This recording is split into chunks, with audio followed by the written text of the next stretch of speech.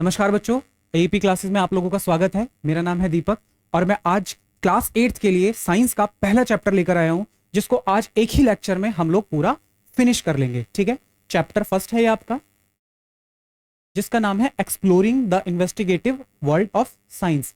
यानी कि इस चैप्टर में हम बेसिकली साइंस के बारे में समझेंगे। साइंस होता क्या है, ठीक है ना, साइंस की कौन कौन से फंडामेंटल्स हैं, क्या कैरेक्टरिस्टिक्स हैं, ठीक है ना, पढ़ना क्यों जरूरी है, पढ़ा कैसे जाता है, वो सारी चीजें हम इस एक वीडियो लेक्चर के अंदर खत्म करने वाले हैं। ठीक है,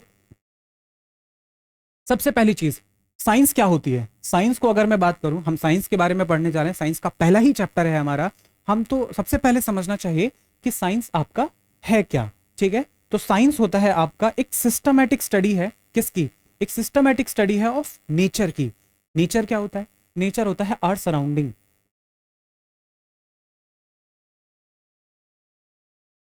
आवर सराउंडिंग, हमारे आसपास की चीजें, हमारे आसपास का जो एनवायरनमेंट है, उसी को हम क्या बोलते हैं? नेचर बोल देते हैं। क्या कहा जाता है? नेचर कह दिया जाता है। लेकिन अब इसके अंदर चीजें क्या हैं? ठीक है, साइंस को समझने के लिए हमें कौन कौन से ऐसे फंडामेंटल्स कह लो, या कौन कौन से ऐसे वो जो पाथवे होता है जिसको फॉलो करते हुए चलना पड़ता है, तो वो क्या होंगे? सबसे पहले क्रियोसिटी। क्रियोसिटी का मतलब क्या हुआ? उत्सुकता, जानने की इच्छा, ठीक है ना, समझने की इच्छा। जो भी चीज, जो भी फिनोमिना हमारे आसपास हो रहा है, वो क्यों हो रहा है, उसके होने के पीछे का कारण क्या है, तो उन्हीं कारणों को समझना क्या कहलाएगा? आपका क्रियोसिटी। और एक तरीके से साइंस की स्टडी कहा जाता है, सिस्टमैटिक। वो सिस्टम कैसे चल रहा है? सबसे पहले तो सीधी सी बात है, आप किसी चीज को देखोगे, ठीक है, आपके आसपास कोई घटना घटी, आपने उसको देखा, ठीक है ना, फिर दिमाग में उठेगा कि क्यों हुई। वो जो क्वेश्चन आया ना, क्वेश्चनिंग, वही साइंस की के बारे में जानने की सबसे पहली शुरुआत होती है कि भाई ये हुआ तो हुआ क्यों, क्या कारण रहे इसके पीछे होने के। उसके बाद आप उसके ऑब्जर्वेशन लोगे कि उस वो जो फिनोमेना हुआ है, वो जो घटना घटी है, उसमें क्या क्या आपके ऑब्जर्वेशन मिल रहे हैं। तो दूसरे नंबर पे आपका क्या आ जाता है? ऑब्जर्वेशन आ जाएगा। ठीक है, क्या आ जाएगा आपका? ऑब्जर्वेशन। सेकंड नंबर पर आप ऑब्जर्वेशन लोगे। थर्ड नंबर पर उसे आप खुद से कर कर देखोगे कि एक्सपेरिमेंटल वे में, कि ये जो फिनोमेना हुआ था, अगर मैं इसको करके देखूं क्या सेम ऑब्जर्वेशन आ रहा है, ऐसा हुआ क्यों था। आप उसको करने की, आप उसी सेम प्रोसीजर को दोहराने की कोशिश करोगे, उसी को एक्सपेरिमेंट कह दिया जाता है। थर्ड, फिर आपका क्या आ जाएगा? रीजनिंग, फिर एनालाइज करना उस चीज को, ठीक है ना, उसके ऊपर फिर अपनी जो राय होगी उसको देना कि मैंने ऐसा ऐसा किया, या ऐसा ऐसा हुआ, तो ऐसा ऐसा मुझे देखने को मिला। समझ रहे हो? तो यही क्या हो जाएगा? आपका साइंस को पढ़ने का सही तरीका हो जाएगा। ठीक है ना, जिसमें हम बोलते हैं कि क्रियोसिटी, ऑब्जर्वेशन, एक्सपेरिमेंट करके देखना, और उसके बारे में फिर एविडेंस वगैरह प्रोवाइड कराना। समझ में आया? साइंस को हम केवल यही नहीं कह सकते कि केवल आपके तथ्यों की ही स्टडी को, यानी कि जो फैक्ट होते हैं उन्हीं के बारे में पढ़ना समझना आपका साइंस हो जाता है। हाँ, साइंस हम किसको कहेंगे? साइंस बेसिकली, देखिए, साइंस केवल फैक्ट नहीं हुआ है। साइंस क्या है? क्वेश्चन करना। ठीक है, क्वेश्चन करना और उनके आंसर्स को फाइंड करना। ठीक है, क्वेश्चन करना और उनके आंसर्स को ढूंढना, ठीक है ना, बेस्ड ऑन आपके क्या नाम है, जो एक्सपेरिमेंट्स होंगे, ठीक है ना, उन सारी चीजों पर। मैंने कहा कि जैसे हम बात करते हैं न्यूटन की। हर कोई, हर व्यक्ति या हर बच्चा न्यूटन के बारे में तो जरूर जानता है, ठीक है ना, जिन्होंने मोशन के कई लॉज दिए, मोशन के बारे में समझाया। एंड आपका ग्रेविटी हो गया, ग्रेविटी के बारे में हमें अधिकांश चीजों के बारे में उन्होंने जानकारी दी।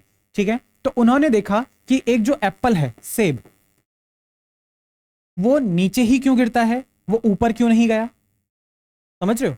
वो ऊपर क्यों नहीं गया, वो पेड़ से टूटकर जमीन पर ही क्यों आया। ठीक है ना, जाने के लिए तो वो दाएं बाएं ऊपर नीचे कहीं भी कैसे भी जा सकता था, लेकिन उसके नीचे ही आने का कारण क्या रहा।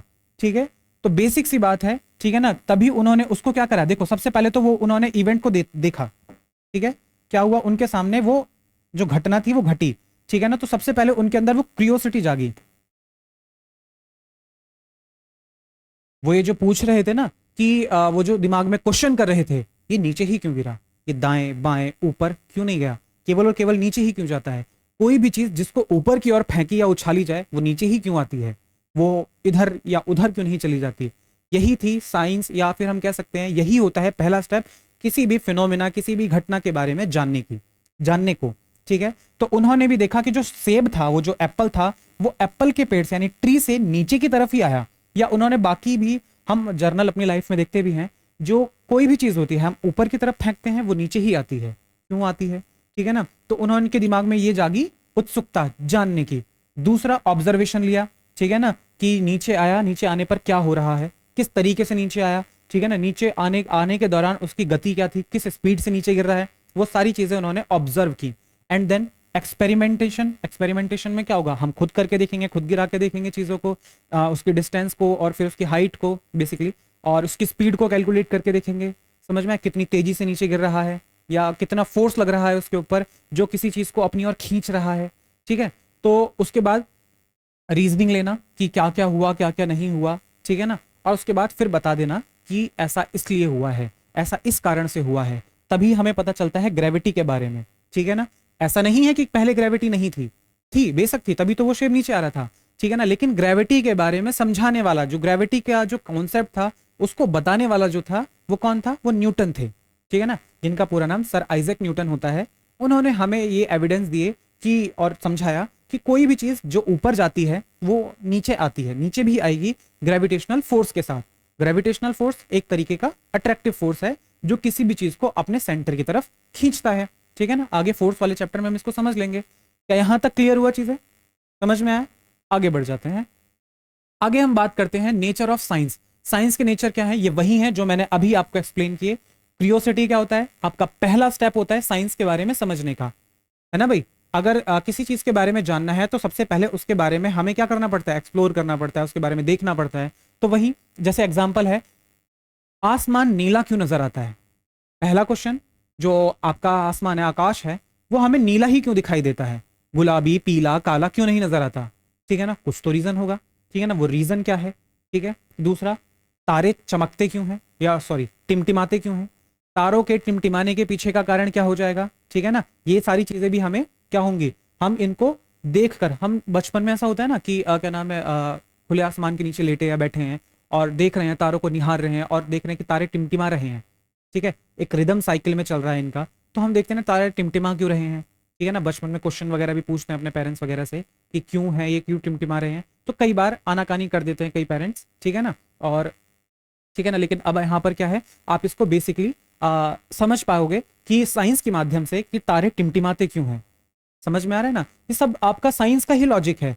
तारों का टिमटिमाना, हवा का चलना, ठीक है ना, बारिश का होना, ठीक है, पानी का भाप बनकर उड़ जाना, ये सभी का सभी, जिसके अगर मैं कहूं तो इसको एक दायरे में बांधना है तो कह दो साइंस है।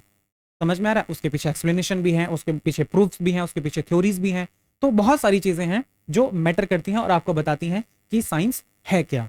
दूसरा, ऑब्जर्वेशंस लेते हैं हम उस चीज का, ठीक है ना। कोई भी चीज है जिसको हमने क्या किया है, डिस्कवर किया है, जिसको भी कोई भी फिनोमिना होता हुआ हमने देखा, ठीक है, हमने देखा हवा चल रही है, हवा क्यों चल रही है, अब उसके बारे में ऑब्जर्वेशन लेना, कैसे चल रही है, कभी तेज है कभी कम है, ठीक है ना। तो हवा आंधी तूफान का भी रूप लेती है, हवा ही है जो आंधी तूफान है, हवा ही है जो गर्मी में एक तरीके से सुकून देने का काम करती है। तो ये बेसिकली वही चीजें हैं, ठीक है ना, जो हमारे आसपास हो रही हैं, ठीक है ना। तभी तो कहते हैं साइंस क्या है, study of nature, study of nature. और नेचर क्या है, हमारा सराउंडिंग, हमारे आसपास की स्टडी को हम क्या बोल देते हैं, साइंस, ठीक है। यहां तक समझ में आया? फिर है क्या नाम है आपका, जैसे यहाँ पर ऑब्जर्वेशन में वही अभी जो मैंने समझाया आपको कि वो जो सेब गिरा और एक प्रसिद्ध थ्योरी निकल कर आती है ग्रेविटी के बारे में, ग्रेविटेशन फोर्स के बारे में हमें पता चलता है, ठीक है, कि कोई भी चीज धरती की ओर आकर्षित कैसे होती है। समझ में आ रहा है? तो ये सब किसके द्वारा हमें पता चला, सर आइजैक न्यूटन। ये यहाँ पर मिसप्रिंट हो चुका है, ठीक है, ये आइजैक न्यूटन थे आपके, ठीक है भाई। चलिए, समझ में आया यहां तक? आगे बढ़ जाते हैं हम। एक्सपेरिमेंटेशन, जो चीज जो फिनोमेना हमने देखा, ठीक है ना, उसके बारे में क्या करना, एक्सपेरिमेंट करके खुद के बेसिस पर हम क्या कर सकते हैं, उनको टेस्ट करना, ठीक है ना। टेस्ट करके देखना कि क्या ऐसा इसलिए हो रहा था, या देखिए एक्सपेरिमेंटेशन के दौरान हमें अलग अलग एस्पेक्ट रखने पड़ते हैं किसी भी चीज को लेकर के, ठीक है ना। जैसे अगर मैंने कहा घरों में पूड़ियाँ बनती हैं, ठीक है ना, तो पूड़ी जो है वो क्या नाम है, जो डो तैयार किया है उसको जैसे ही ऑयल में डाल दिया जाता है तो क्या होता है, वो फूल जाती है, ठीक है, क्या हो जाती है, वो फूल जाती है। फूलने के पीछे रीजन क्या है, एक पूड़ी के फूलने के पीछे का रीजन क्या हो जाता है, क्यों फूल जाती है एक पूड़ी, समझ रहे हो? ये सभी, आपने कहा कि पूड़ी फूल गई, क्यूरियोसिटी क्यों फूली, ठीक है ना। फिर आप ऑब्जर्वेशन ले रहे हो, कैसे फूल रही है, क्या हो रहा है इसके अंदर, फिर एक्सपेरिमेंट, हम क्या करते हैं जब डो तैयार करते हैं तो उस दौरान उसमें वाटर ऐड करते हैं, क्या करते हैं, पानी को मिलाया जाता है। और जैसे ही गर्म गर्म तेल में वो क्या नाम है पानी के साथ तैयार किया गया जो डो है, वो जैसे ही गर्म गर्म ऑयल के अंदर जाता है तो बीच में क्या होता है, स्टीम का फॉर्मेशन होने लगता है। ठीक है, अब वो स्टीम क्या होता है, उन लेयर्स के बीच में ट्रैप्ड हो जाती है, जिसकी वजह से हमें कोई भी रोटी या जितनी भी फूली हुई चीजें दिखती हैं वो इसी कारण से दिखती हैं, क्योंकि उनके बनने के दौरान उनमें पानी ऐड किया गया था और गर्म होने पर पानी भाप में बदलता है। समझ में आया? तो ये था बेसिक सा इसका आंसर। आगे देखिए, फिर आपका आता है एविडेंस वगैरह, वही जो क्या नाम है साइंस को एक्सेप्ट कर लिया जाए कुछ एक्सपेरिमेंटल फॉर्म के साथ। ठीक है ना, एविडेंस दिए जाए कि ऐसा इसलिए हुआ और वो प्रमाणित हो जाए तो उसी को हम क्या बोल देंगे, एविडेंस बेस्ड एक्सप्लेनेशन। समझ में आया? आगे देखते हैं। अगला आता है आपका कैरेक्टरिस्टिक्स कौन कौन से हैं साइंस के। ठीक है ना, तो कैरेक्टरिस्टिक हो जाएंगे, सबसे पहली बात होनी चाहिए कि हमेशा क्वेश्चन फॉर्मेशन होगा। ठीक है ना, ठीक है, ऑलवेज क्या नाम है क्वेश्चंस एंड ओपन क्या नाम है चेंजेस। साइंस में क्या होगा कि हमेशा क्वेश्चन रहेगा, हमेशा क्वेश्चन रहेगा। ठीक है, मैंने कहा हवा चल रही है, क्यों चल रही है? ठीक है ना, हमेशा क्यों चल रही है, तेज क्यों चल रही है, धीमी क्यों चल रही है, चलने के पीछे का कारण क्या है, हवा क्या है। समझ में आया? तो हमेशा कब कैसे कहां ये सब क्वेश्चन फॉर्म होते रहेंगे। दूसरा, ओपन चेंजेस, हमेशा बदलाव भी होते रहेंगे। मैंने किसी चीज की डिस्कवरी की, ठीक है, मैंने मान लीजिए आज 2025 में किसी चीज की खोज की, ठीक है, लेकिन क्या हो आज से आने वाले क्या नाम है मैंने नेक्स्ट 100 ईयर ले लिए, या लेट से कि अगले आने वाले 25 सालों में कोई और व्यक्ति आया 2050 में और उसने मेरी थ्योरी को देखा, समझा। ठीक है ना, अब उसे मेरी थ्योरी में कहीं ना कहीं त्रुटि लगी होगी। ठीक है ना, क्यों? क्योंकि कई बार होता है। अब मैंने आज के समय में जिस पर्टिकुलर कॉन्सेप्ट को लेकर खोज की, डिस्कवरी की, ठीक है ना, या एक्सपेरिमेंट करके आपको कोई थ्योरी दी, अब क्या होगा कि मेरे पास यहां पर हो सकता है कि वो एडवांस इक्विपमेंट्स या वो एडवांस इंफॉर्मेशन ना मौजूद हो। ठीक है ना, तो मैं उसको जस्ट क्या करूंगा, उसको बात के लिए छोड़ दूंगा या उसको किसी और टर्म के साथ डिस्क्राइब कर दूंगा या छोड़ दिया जाएगा।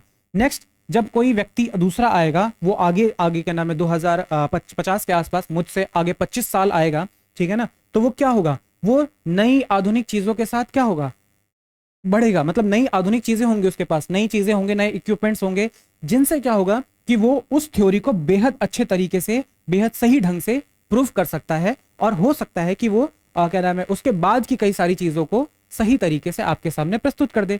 तो वही है, चेंजेस ऑलवेज बी देयर। ठीक है, साइंस में हमेशा क्या होगा कि चेंजेस के लिए आपको हमेशा तत्पर रहना पड़ेगा।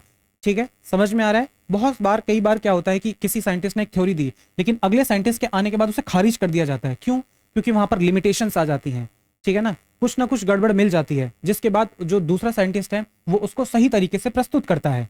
समझ में आया? एक्सप्लेन करता है बेसिकली कि ऐसा इसलिए नहीं होना चाहिए, इनकी थ्योरी में ये गड़बड़ थी। ठीक है ना, जिसको ठीक करके अगला वाला जो व्यक्ति है वो उसको आपके सामने रखता है। समझ में आ रहा है? ऐसा बहुत है। ठीक है, जैसे जब हम एटम्स के बारे में जानते हैं, ठीक है भाई, एटम्स क्या होते हैं उनके बारे में देखते हैं एटम्स को।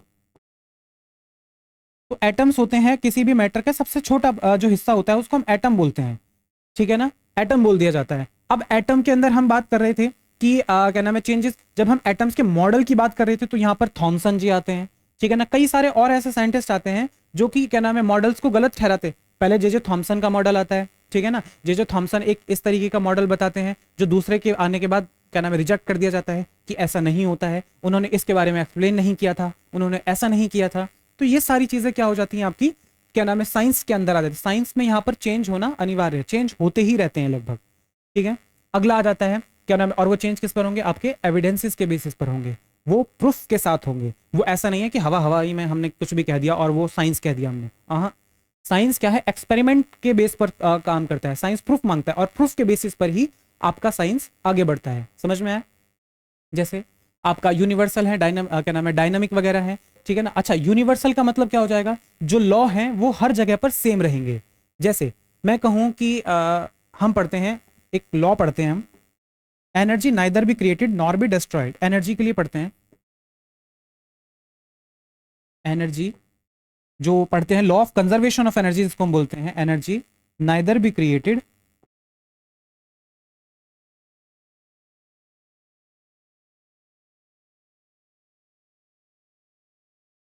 और नॉर बी डिस्ट्रॉयड।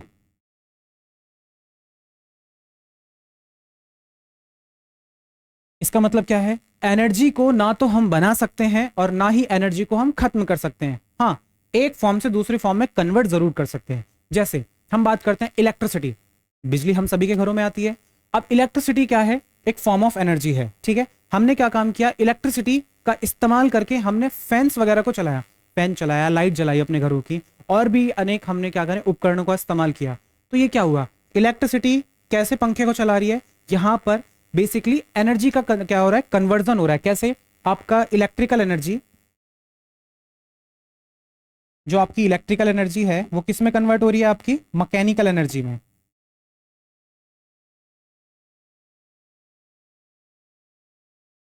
जो इलेक्ट्रिकल एनर्जी है वो किस में कन्वर्ट हुई, मैकेनिकल एनर्जी में।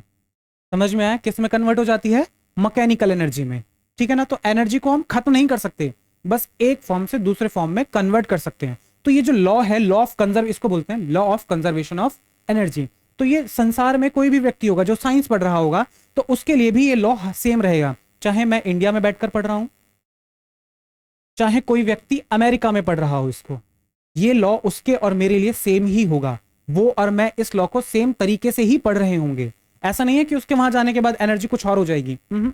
एनर्जी का जो लॉ है वो वही रहेगा। एनर्जी कन्वर्ट होती है एक फॉर्म से दूसरे फॉर्म में, तो वहां भी कन्वर्ट ही होगी, खत्म या बनाई नहीं जा सकती है। समझ गए, क्लियर हुआ। डायनेमिक्स वही थ्योरीज वगैरह जो है वो क्या नाम है, आपके चेंजेस नहीं होते हैं, वही सारी। जैसे कि मैंने बात करूं कि मुझे किसी चीज को मेजर करना है, ठीक है ना, मेजर करना, जैसे कि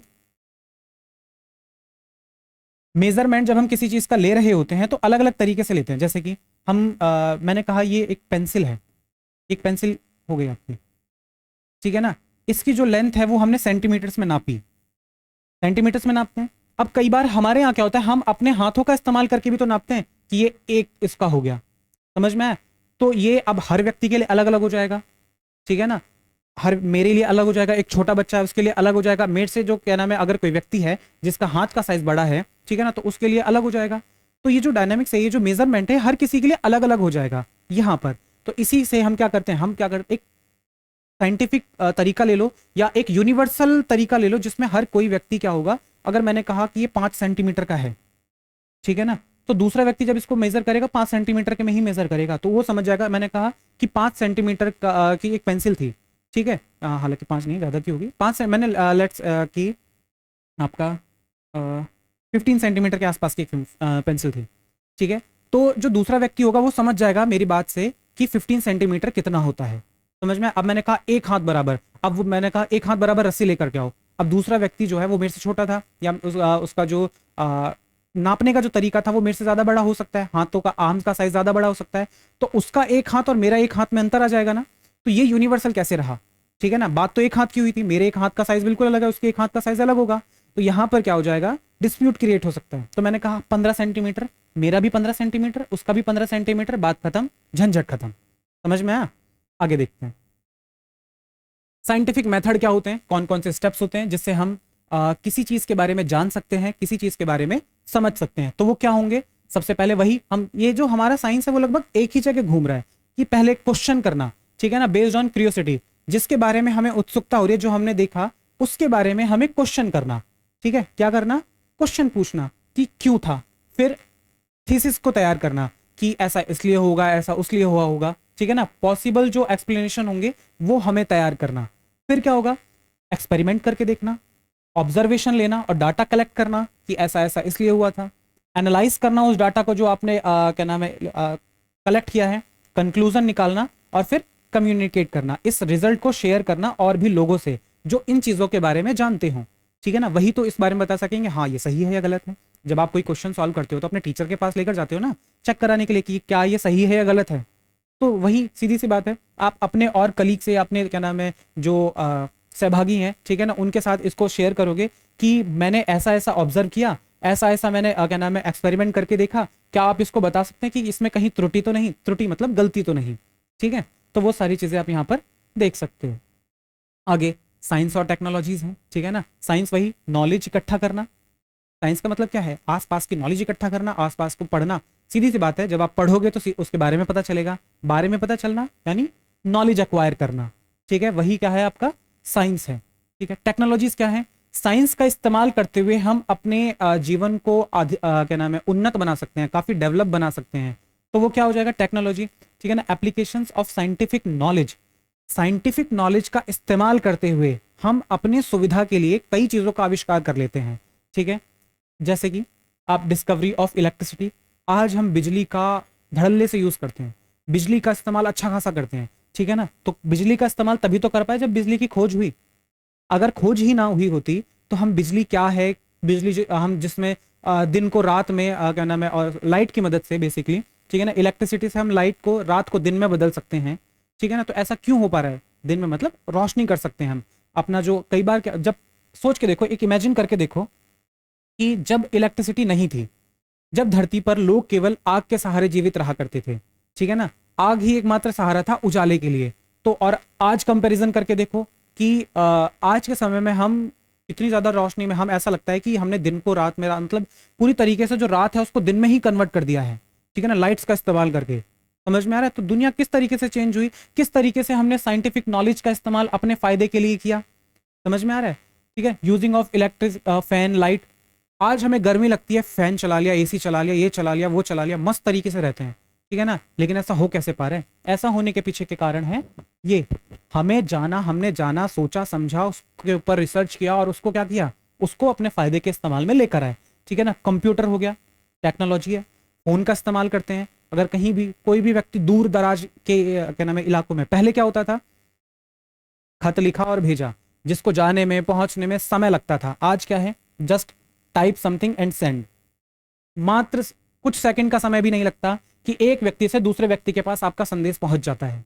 समझ में आया, तो कितने फास्ट हो गए हैं हम, आप पहले देख सकते हो। और किसकी मदद से हुए ये फास्ट, ये फास्ट हम हुए साइंस और टेक्नोलॉजीज की वजह से।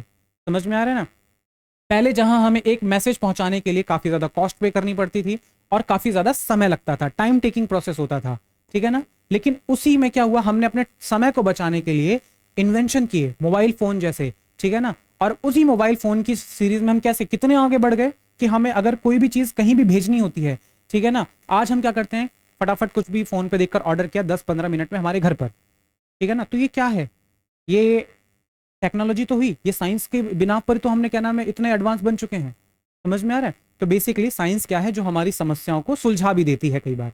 ठीक है ना, आगे फिर ब्रांच क्या क्या है साइंस की, साइंस को कैसे कैसे डिवाइड करते हैं। बेटा साइंस की ना कई सारी ब्रांचेस हो सकती हैं और होती हैं, जिनमें से मुख्यतः कुछ ये हैं, जैसे कि फिजिक्स। फिजिक्स के अंदर आप क्या पढ़ते हो, मैटर की स्टडी करते हो, एनर्जीज के बारे में पढ़ते हो, मोशन के बारे में पढ़ते हो। ये मैटर क्या होता है, मैटर हमारे आसपास की जो चीजें होती हैं जिनसे मिलकर बनी हुई होती हैं, ठीक है ना, उसे मैटर कहा जाता है। क्या होता है मैटर, ठीक है ना, हमारे आसपास की चीजें जो कहीं भी रख दी जाए तो जगह घेर लेती हैं। ठीक है ना, और कुछ मास होता है उनका। ठीक है, तो वो क्या कहलाती है, मैटर। ठीक है, और मैटर को फिर हम फर्दर क्लासीफाई भी करते हैं। मैटर का फिजिकल स्टेट होता है, केमिकल स्टेट होता है। ठीक है ना, फिजिकल में हम सॉलिड, लिक्विड और गैस को पढ़ते हैं, सॉलिड लिक्विड गैस हो गया। केमिकल्स में हम प्योर सब्सटेंस, इम्प्योर सब्सटेंस यानी मिक्सचर्स को पढ़ते हैं। तो वो सब क्या हो जाता है, ये सब आपका मैटर की कैटेगरी में हम रख देते हैं। ठीक है ना, एनर्जी क्या होती है, वही मैंने बताया। ठीक है ना, एनर्जी क्या है, एनर्जी वो जो आप क्या नाम है अलग अलग तरीके से इस्तेमाल कर रहे हो। लाइट एक एनर्जी है, ठीक है ना, और मैकेनिकल एनर्जी हो गई। एनर्जी कई तरीके की हो सकती है। मोशन क्या है, मोशन हो जाता है आपका गति करना। ठीक है ना, चेंज इन पोजिशन बेसिकली अगर मैं शॉर्ट फॉर्म में डिफाइन करूं तो चेंज इन पोजिशन।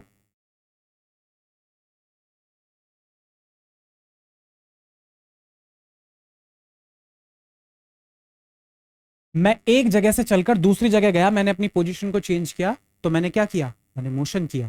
समझ में आया। अगली बात कर लेते हैं केमिस्ट्री की। ठीक है, केमिस्ट्री क्या होता है, केमिस्ट्री को हिंदी में रसायन विज्ञान कहते हैं। ठीक है ना, केमिस्ट्री क्या होता है, स्टडी ऑफ सब्सटेंस और उनके चेंजेस। सब्सटेंस के बारे में पढ़ना, सब्सटेंस क्या होते हैं, ठीक है ना, प्योर इम्प्योर सब्सटेंस क्या होते हैं, और दूसरा कि ये जो चेंजेस हैं वो क्या हैं।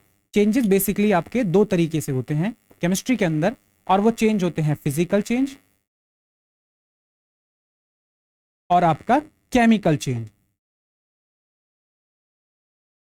फिजिकल चेंज क्या होते हैं, फिजिकल चेंज आपके ऐसे चेंज होते हैं जो कि क्या करेंगे, जैसे मैंने कहा कि पेपर था, पेपर को मैंने छोटे छोटे टुकड़ों में कट कट कर दिया। क्या कर दिया, कट कर दिया। कट करने के बाद क्या कैसा बना ये, क्या आपका कौन सा चेंज होगा ये? मैंने पेपर को छोटे छोटे पीसेस में कट कर दिया, लेकिन कट करने के बाद भी वो पेपर ही था, ठीक है। ऐसा तो था नहीं कि वो प्लास्टिक के अंदर या किसी अन्य सब्सटेंस के अंदर कन्वर्ट हो गया हो। कट करने से पहले भी पेपर था, कट करने के बाद भी वो पेपर ही रहा, ठीक है। तो इसका मतलब इसकी प्रॉपर्टीज में कोई भी चेंज नहीं आया है। जहां पर आपका कोई भी चेंज नहीं आता है वो क्या हो जाएगा आपका, वो हो जाता है आपका फिजिकल चेंज। क्या हो जाता है? Physical change.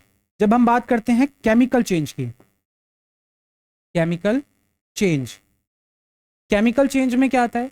केमिकल चेंज जहां पर किसी नई सब्सटेंस का फॉर्मेशन हो जाता है, ठीक है। जैसे दूध से, मिल्क से कर्ड का फॉर्मेशन, दूध से दही का फॉर्मेशन होना, दूध से दही का बनना, जमना, क्या कहलाता है? Chemical change. क्या वापस आप दही से दूध को बना सकते हो? पॉसिबल ही नहीं है, ठीक है। तो इसे को हम क्या बोल देंगे? केमिकल चेंज कह दिया जाएगा। समझ में आया? अच्छा, यहां पर मैंने पेपर को कट किया था छोटे छोटे पीसेस में, मैं वापस से इसको क्या करके, इसको डाइल्यूट करके, पानी में भिगा करके मैं इसको क्या कर सकता हूं, वापस से पेपर में कन्वर्ट किया जा सकता है। लेकिन अगर मैंने इस पेपर को जला दिया, बर्न कर दिया मैंने इस पेपर को, जलने के बाद ये किस में कन्वर्ट हो जाएगा? राख में। अब राख से तो मैं कुछ भी कर लूं, लेकिन मैं पेपर वापस नहीं बना सकता। यानी कि यहां पर क्या हो गया? बर्निंग ऑफ पेपर आपका केमिकल चेंज हो जाता है। समझ में आया चेंजेस क्या होते हैं? फिजिकल और केमिकल चेंजेस। अगली बात करते हैं बायोलॉजी की। साइंस की एक ब्रांच आपकी बायोलॉजी होती है, ठीक है ना। बायोलॉजी क्या होता है? बेसिक सी बात है, स्टडी ऑफ लिविंग बींग्स। जहां पर हम लिविंग बींग्स की स्टडी करते हैं, लिविंग बींग्स के बारे में जान रहे होते हैं। लिविंग बींग्स क्या होते हैं? जो चल फिर सकते हैं, सांस वगैरह लेते हैं, मेटाबॉलिक रिएक्शंस करते हैं, उन्हें हम लिविंग बींग बोलते हैं, ठीक है। ये देखिए, लिविंग ऑर्गेनिज्म के बारे में स्टडी करना, लाइक मी, मैं एक क्या हूं? जैसे ह्यूमंस हो गए, ह्यूमंस की बात कर लेते हैं। ह्यूमंस चल फिर सकते हैं, न्यूट्रिशन लेते हैं, खाते पीते हैं, उसको डाइजेस्ट करते हैं, रेस्पिरेशन करते हैं, मूवमेंट कर रहे हैं। समझ में आए? तो इन ये जितने भी प्रोसेस हैं, अगर किसी ऑर्गेनिज्म के अंदर देखने को मिलता है तो उसको हम क्या बोल देंगे?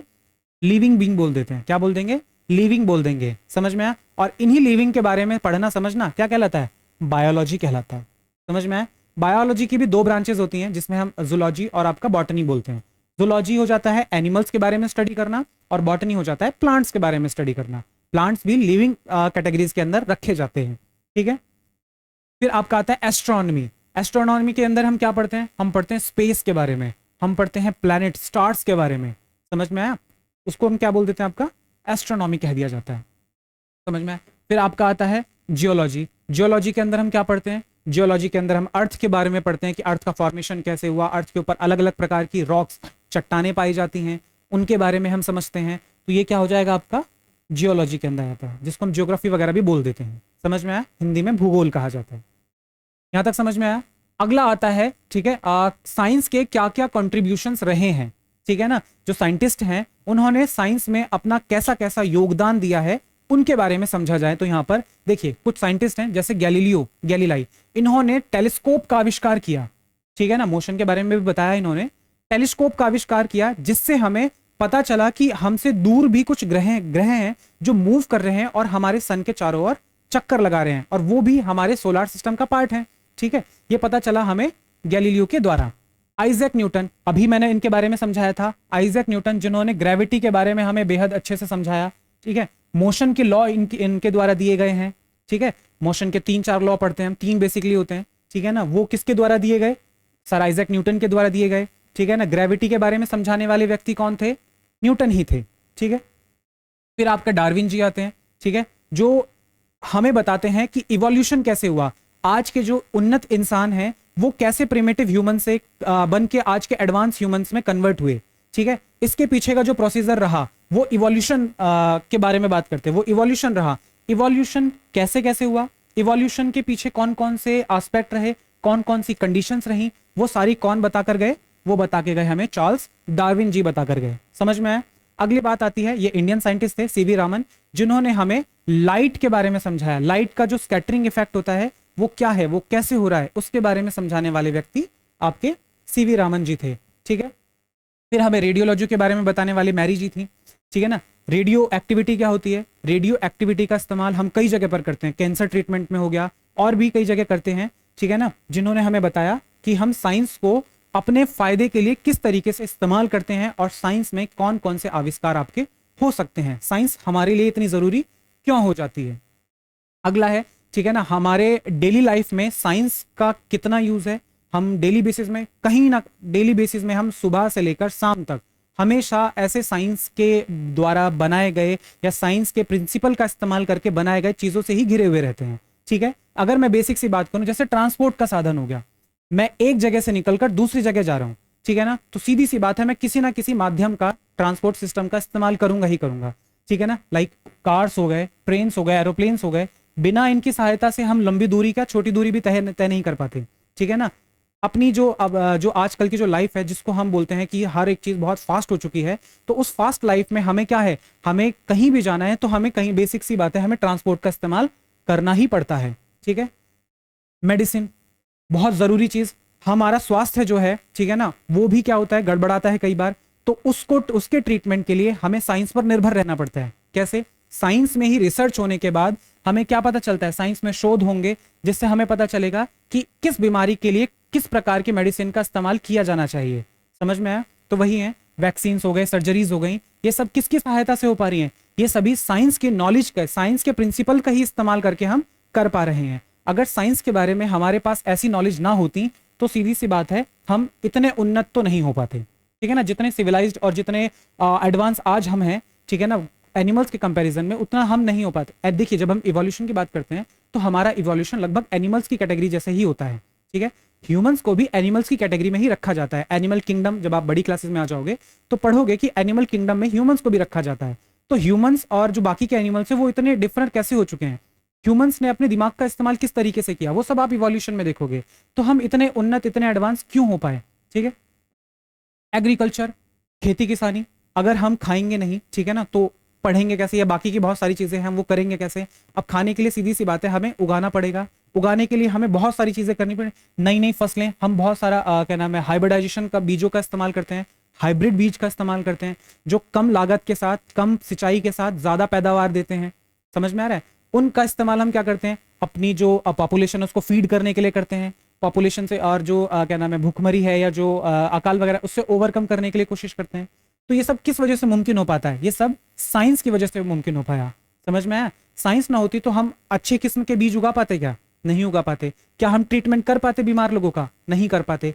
क्या हम स्पेस या फिर क्या नाम है, अपनी जो लाइफ है उसको इतना फास्ट बना पाते, बिल्कुल नहीं बना पाते। ठीक है ना, तो हमारा दायरा एक लिमिटेड ही रहकर रह जाता, हम एक दायरे में ही बंद कर रह जाते।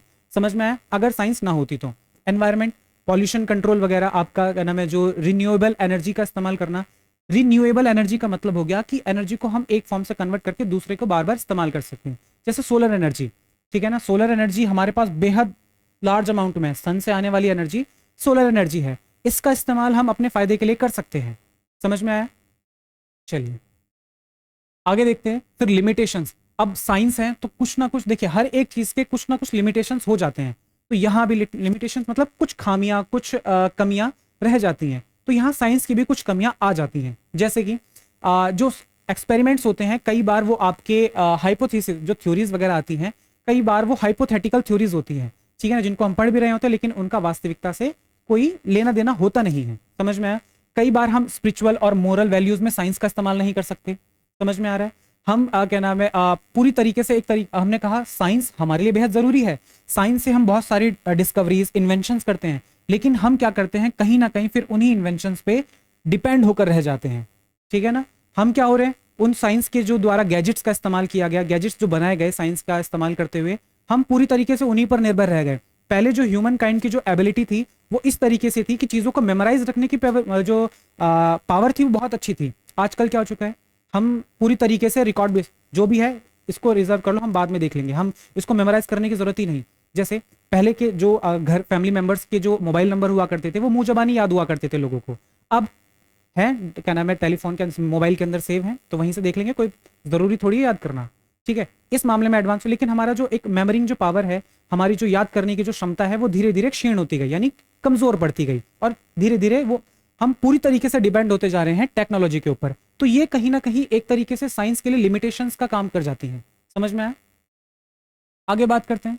कुछ इंडियन साइंटिस्ट का जो कंट्रीब्यूशन रहा है, ठीक है ना, साइंस को आगे बढ़ाने के लिए, जैसे आपके आर्यभट्टा जी थे, ठीक है ना, आर्यभट्ट थे जो एस्ट्रोनॉमी में, खगोल विज्ञान बोलते हैं हम इसको, ठीक है ना, एस्ट्रोनॉमी में अर्थ की रोटेशन के बारे में हमें समझा कर गए, अर्थ धरती गोल है इसके बारे में बता कर गए, सूरज के चक्कर काट रही है इसके बारे में इन्होंने हमें समझाया, ठीक है। तो ये देन किसकी थी?